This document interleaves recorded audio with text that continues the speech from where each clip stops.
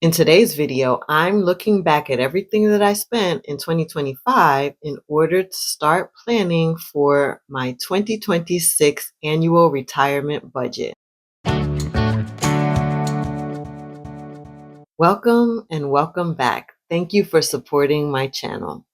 So today I'm starting on the same sheet that we did a preview of in the November budget video. And so it is called the 2025 bill averages. And I pointed out last week how row 17 shows me the average spending for the entire year that I've been here in this new house. So now I'm going to talk in more detail about this sheet. First of all, it's not complete. I don't have the data yet for October and November. Well, really October will give me a whole year because I started collecting data in November as far as my heating and electric bills.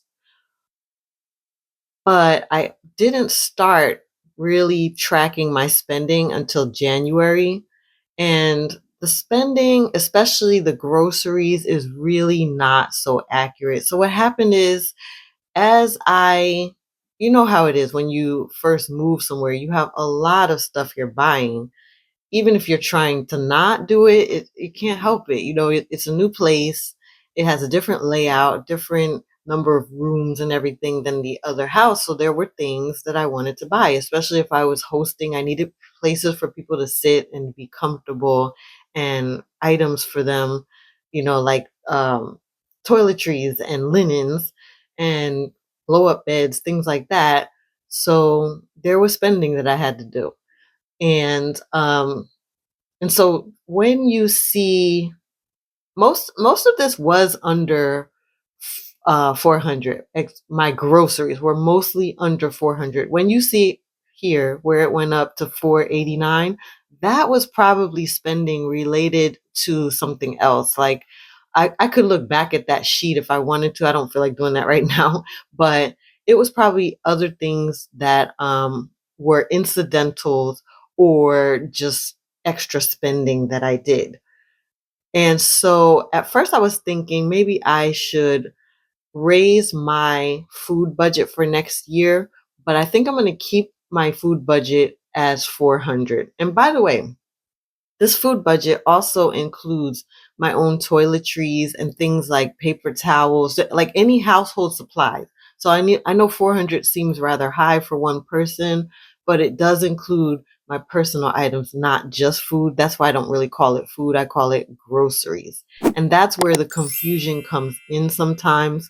Also, there might be months where I spend more if I made a big trip to Costco where I'm stocking up on things like paper towels and the big bulk items that are going to last throughout the month. So each month will really look very different, and I'm going to give myself a little bit of grace here and not and assume that I can stay within the $400 budget for next year. The gas spending I already mentioned in the other video is definitely more than 40. I kept better track of gas. When you see these dashes here, it's because I bought no gas that month. But those were the months when I was still not really thinking of getting out more like I am now. So yeah, you see that the gas is going to be going up, and I am allowing that for myself. So I will raise my gas budget for next year. Now, as far as the this column, HOA, home maintenance and taxes, that is a bit complicated because what happened here is I didn't put everything on here. Like in April, you would expect to see what I paid for my taxes and you would expect to see that come out of the budget, but I didn't put anything there. And I think that's because, first of all, I got a bit of a refund on my federal. And so that helped to kind of even out whatever I might have owed. Is that what happened? Yeah, I don't even remember exactly what happened, but I got refunds. I also received the NJ Anchor benefit in October. So things were very complicated in this column because there was also some spillover from the sale of the house. Remember how I said that I did get 20K back in change? And I use that 20K to pay off the car, to buy new appliances, to pay for a bunch of services. So one of the services was the tree maintenance. That was actually a big one. Tree maintenance and gutters. I used some of that money to pay for that. And so I didn't use any additional funds, is what I'm saying. Though the things I paid for in this column were mostly using funds that I already had rather than saved. So I estimate that this will cost about $3,200 annually for HOA, home maintenance, and taxes. And what I have done is put a plan in place to save that amount so that at the end of each year, I will have a fund for annual expenses. And that's not what happened in 2025. I kind of just was experimenting. So what wound up happening is now in November, I find myself with $2,104 left over from the expense fund that I predicted for 2025. And that's a great thing because what it does is it gives me a little breathing room to head on over to this area where I'm thinking about my fall, winter holiday spending and early 2026 spending.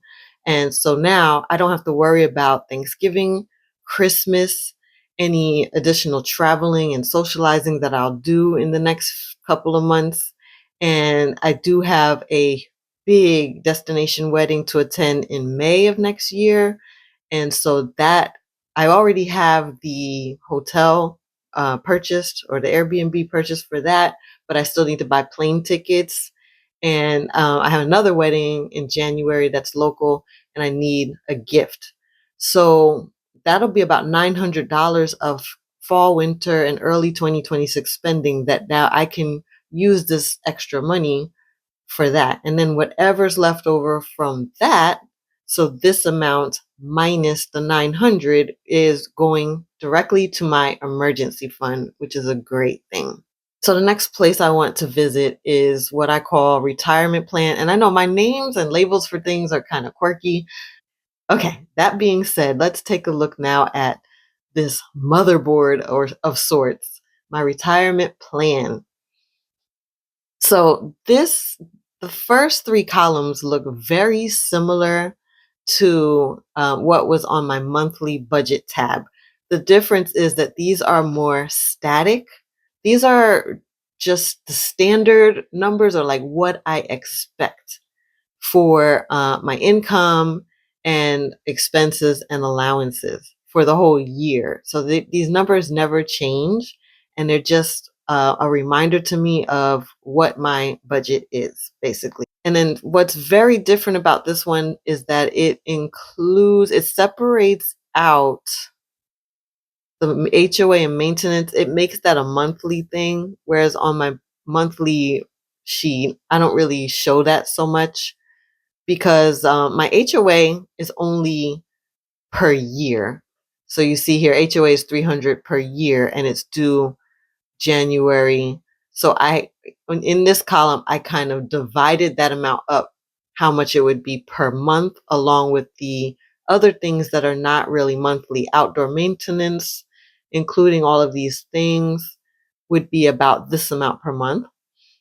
So altogether, $191.67 per month must be saved in order to have a total of $2,300 per year for the HOA fee and maintenance. So this is what's different. It's kind of just telling me monthly what would the average be for this amount. And the same with my state tax. What the 75 is every month. If I divide it 900 every month, then it's about $75 a month. And so here would be my monthly bill total and the total after paying bills. This is for 2025. I'm also created here at a glance what is due after the 15th and what is due prior to the 15th. So when I click the cell twice, it highlights those bills that are due after the 15th of each month. And then this is all the bills that are due prior, so that my bills will be covered, because a lot of my bills are auto pay. Heading over to the top right are my investments and savings. I put the monthly income again. I put the remaining after bills. I think these are formulas. Let's see. Yeah, these are just formulas that grab these amounts from column A, so I don't have to keep repeating. I used to contribute to Vanguard. It used to be an auto amount taken out of my checking account each month. Right now, I'm holding off on that. Maybe one day I will go back to it. Right now, I look at Vanguard as like an extra emergency fund, or it could serve in the future for other purposes, but it's kind of just what's in there is growing on its own, and we'll see what we can do with it. I can't afford right now to contribute to Vanguard. And so for 2025, this was about the average discretionary I would have left.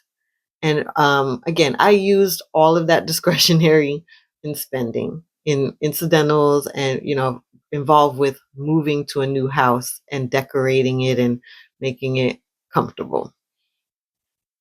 Another thing is my savings here. So every month I have $266.67 taken out for the next year's annual expenses. So 2026 annual expenses are pretty much saved by now. I just need one more month added to it and it will be saved. Over in column J are my annual amounts and percentages to let me know what percentage of my monthly income I'm saving or investing. All right, so heading over, I will talk about columns K and L first. So in these two columns, K and L, this is what I've been talking about. My savings for 20, oops, there. This represents my savings for 2026. So every month I had $266.67 taken out every month in 2025. And I just have one more payment that needs to be taken out next month, December 1st or December 4th, I think it comes out, from my checking into my savings. And then I will have the total amount that I need, which is $3,200 for annual HOA maintenance and taxes. This is the total, the actual amount right now in my long-term savings account, which is a high yield savings account through Alliance. Now, this is my available balance. So it gives me a more clearer picture of what I'll be able to spend or save. I have this note here that explains this amount is my November 1st balance, which is this amount. And it's minus the fall and winter holiday spending that I mentioned, that $900, also minus the early 2026 spending. So it's this amount minus the 900, just so I know that I don't have that 900 to work with. And then this cell is just a formula that's doing something in the background. I don't need to enter or delete anything here. It's related to my 2025 and 2026 annual expenses. Here is my emergency fund.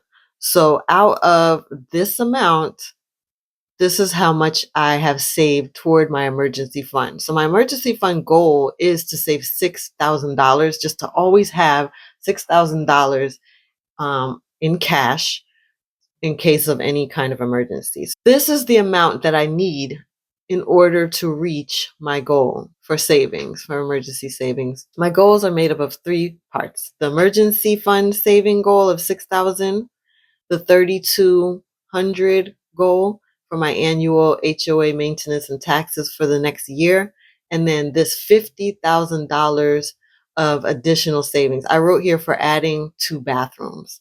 There's some other ideas I have here, such as expanding the deck, redoing the kitchen counters and floor. What else? Just a bunch of dreams. These are just dreams, but that might change. It's going to take me a very long time to save this amount of money without having a full-time job. So it really is just a dream that I have. And that's what I'm thinking right now. But I'm starting to learn that making improvements like adding bathrooms can change the value of your house. It can change how much it's assessed for tax purposes, and then you'll owe more for taxes. So it's something I need to really think about. Is that worth it? It might help add to the resale value of this house, but what if I don't want to resell? Maybe I want to stay in place and age here. Then this money could be an aging in place fund instead. It could also be a down payment fund for a different house. Like the purpose of this savings goal can change, but the point is I want to save more cash to do things that I might want to do. We'll see how that goes.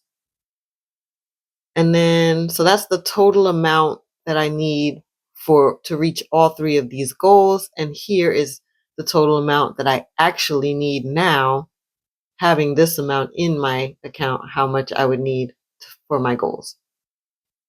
Down here is my current annual expense bucket for both 2025 and 2026. So this is how much I have put aside for both years. And really, at this point, this is what I have for 2026, because I have already accounted for the remaining 2025 budget. And so you see these two numbers match. And next month, I will add 266.67. And that will mean I will have my total goal met for the expense fund for 2026. And so, see, this is why I loved spreadsheets, because you can easily add and delete things and it will recalculate automatically for you and help you to speculate what will happen in the future. You can play around with it. And that's exactly what I did here in the next tab, which is the January 2026 retirement plan. So I basically duplicated the current retirement plan, and now I have a projection of what January 2026 will look like. So right now we are in the future, which is so fun. And so since we're still in this area, let's look at some of the changes here. So this will be the amount that I grabbed from the November 1st budget. It's the same amount that will be in the account for November, but this amount is adding a bit to that. So let's see what adds to that. It will be the November balance plus a $200 Alliant promo. They said they would give me $200 if I opened a checking account and had a direct deposit tied to it for a certain amount by a certain time. And I would receive the promo, I think, in December sometime. Also, added to that will be that now my fund will be fully funded by then, and that will be in the account. Okay, so comparing my January 2026 emergency fund with my current one, you see it was $34.30. Now in January it'll be $36.30. I'm going to add that 200 additional bonus from Alliant to my emergency fund. And now these numbers have also changed accordingly, and the expense bucket is now fully funded for 2026. And in a few days from January 1st, that first amount for 2027 maintenance will be deducted from my checking and added to my savings, but it's not there yet. Now, some other changes that I made to this. My mortgage is going to go up due to inflation, so my insurance and my taxes are going up. So now my mortgage is going from $1,041 and change to $1,078.29. Okay, so my mortgage went up to about $1,050 something. But since I also have an escrow shortage of over $200 from last year, I had the choice. I could have paid that in one lump sum, and then my mortgage payment would stay in the 1050s range. Or I could spread the amount that I owe on the extra escrow shortage over the next 12 months. I've elected to do that because this happens every year. I would always pay it in a lump sum so that I would have a lower monthly mortgage payment.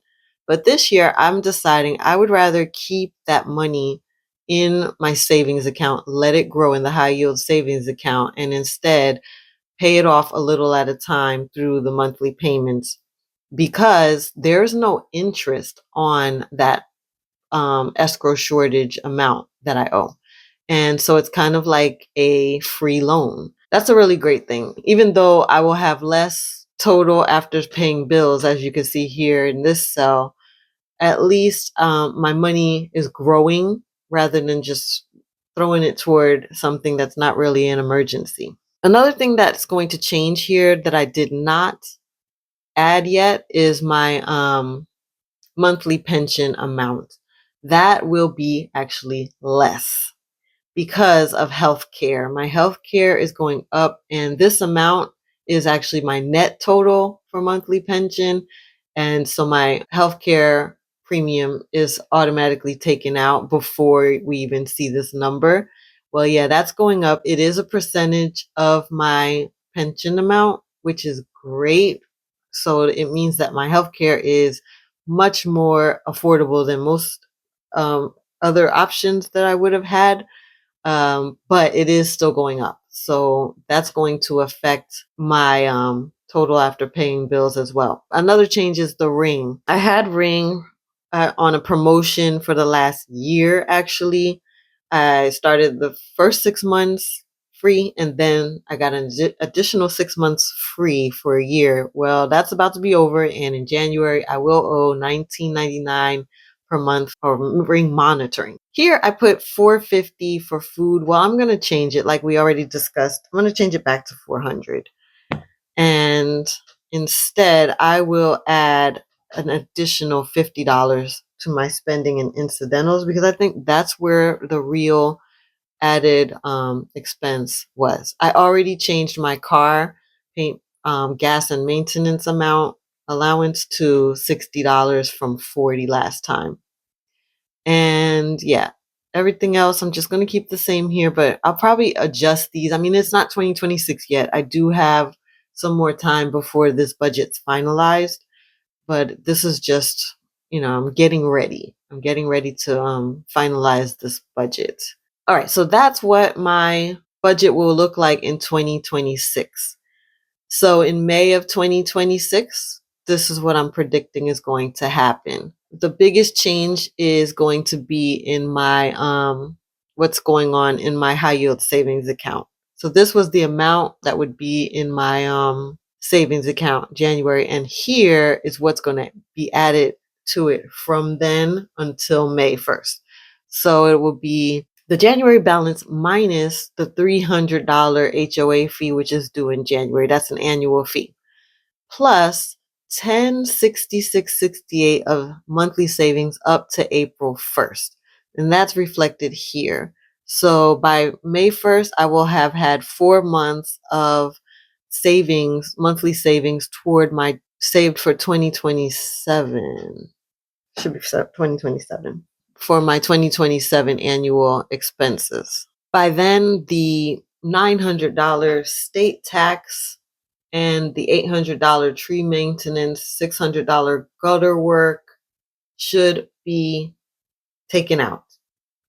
And by May, I am hoping that I will have at least $3,000 from Pearson, my side hustle, paid.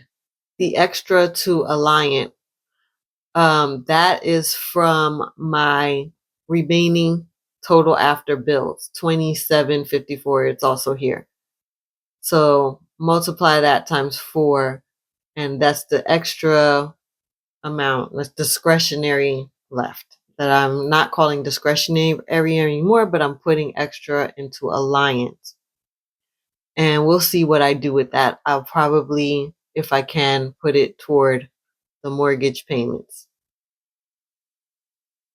Let's see. So now, by then, my emergency fund should be fully funded with a little bit of extra because the goal is 6,000.